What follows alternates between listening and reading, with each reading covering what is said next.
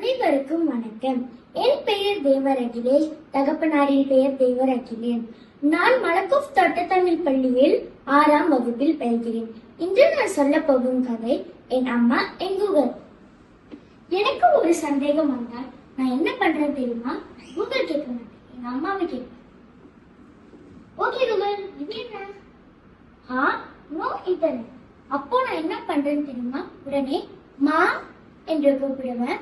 நான் கேட்கும் எல்லா கேள்விகளுக்கும் என் அம்மா உடனே பதில் சொல்லிடுவாங்க. அம்மா இந்த சம் எப்படி? அம்மா இந்த ஒன் எப்படி வசிக்க? அம்மா இது என்ன செய்யணும்? எல்லா வீடியோ ரெடி.